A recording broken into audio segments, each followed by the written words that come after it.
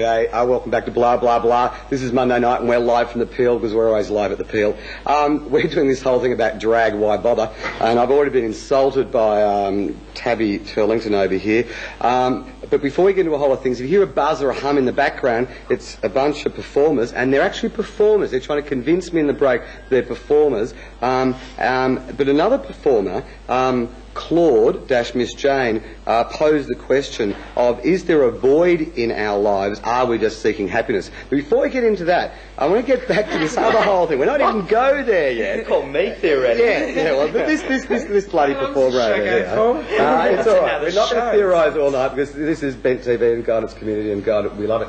I want to get back to this whole thing. Quentin wanted to respond to something that Hannah said about sexuality. Then Dan got involved in the break. Then Tabitha had an opinion. Then Doug. Then Drew. Sorry, Shitty. And then the Drag Kings. I mean, there's something to do with stage makeup or dykes and sexuality, and go for it. Well, what you said was that people are showing their sexuality on stage. I mean, I don't know, perhaps what I've seen, it's mainly glamour, but a lot of the music is about love or lost love, or what a bloke did to you and what you're going to do back to him. You know, like that Don't Call Me Baby one, which is almost like one of the anthems now, is a classic, you know, sort of getting back at someone for lost love, you know, for treating you bad. I don't know what the drag king music's like. I was talking in the break about it. It seems to be the same, whereas the talk is different, like the patter between the songs, but most of the songs are pretty romantic in one way or It's another. always there fun and up, which is basically what the crowd want to hear. Do you know what I mean? If you go out and doing something that you might love and they might hate, they're not going to come back and see you next week. So you've got to do something. It doesn't have to be top 40, but they like. I mean, Shania Twain, Man I Feel Like a Woman. I mean, most girls, it's got nothing to do with love at all. It's just about having fun. Yeah. And then I think Diana Ross the Boss. I mean, all these sorts of songs. Exactly, and it also depends on how you interpret it and how you project it. Because, I mean, some of the younger ones would tend to sort of see themselves, as we were talking before, like Britney Spears up there doing it as a performance, performing a pop artist. Right. Whereas other people like myself and people that have been in production shows, we do a lot of the whole range. I put a sexual slur on basically anything I do, because that's what my character, that's what Tabitha does. She's quite a sexual, filthy tart at times, but that's what the crowd like, and the bitchy comments that come out. I mean, of course I don't speak to my friends like that, but that's what the crowd in fact, why we're not your friends. Now, Claude, what do you do? Miss Jane? Well, you've got to remember it's a late show, it's 3 o'clock on the circuit, so by that time I just want girls to come and trash and have a good time. I don't really put any barriers on what they do. I personally just compare. My years, I've been in my 4th year now. I don't see myself as a drag performer as such. However, having said that, if I would choose to do Bette Midler, Melissa Etheridge, I do a great Kate Soprano. At the trade bar, they ate for Melissa Etheridge with a guitar and leathers and the whole bit, right? At the Dome, no.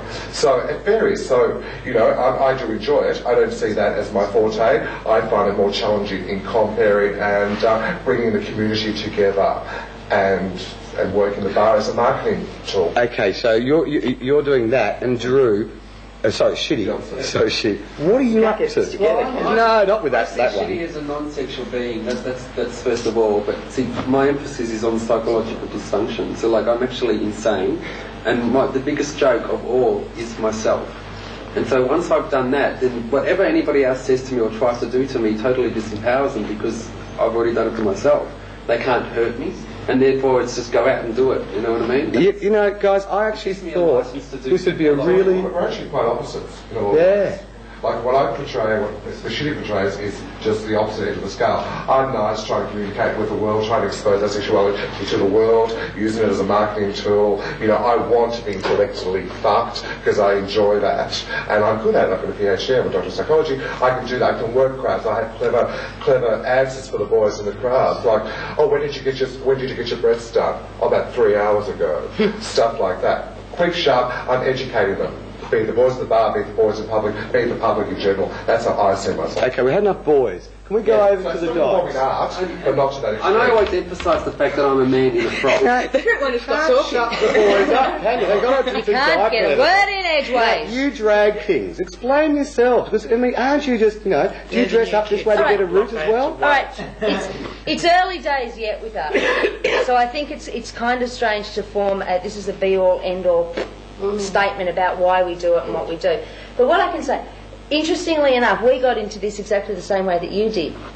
We thought this could be fun. We got on the phone and said, come on, let's do a Village People tribute group. Well, we went It's to a the centre. Drag Kings. Yeah, we performed at the Yeah. Drag King competition, not in the competition, but just as a performance. But for me, go on. Yeah, but how we got into it is we went to the Drag Kings competition and thought we can get up there and do a bit better. Not Right. saying anything about Because the it's other fun. ones, Because it's but fun. It's fun. That's the bottom line. The bottom line is fun. But sexually, I actually find it. Really good Yeah. point there. I actually find it quite. I get off on it because no longer am I this this vulnerable thing with tits and lips anymore. Well, I find you quite attractive.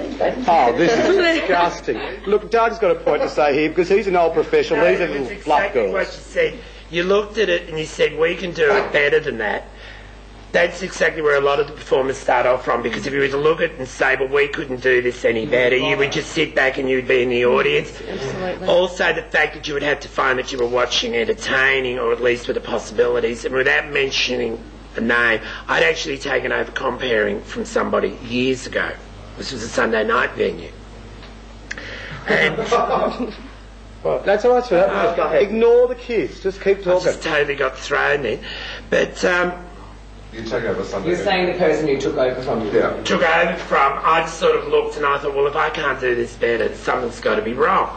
And it was actually their attitude, because Michael, Michelle and I had actually said to this person, Michael and I weren't doing drag at this stage, but I lived with some of the kids from Ray Girls. Michael was a hairdresser, and Clarissa, I'll mention the name, came down from Melbourne.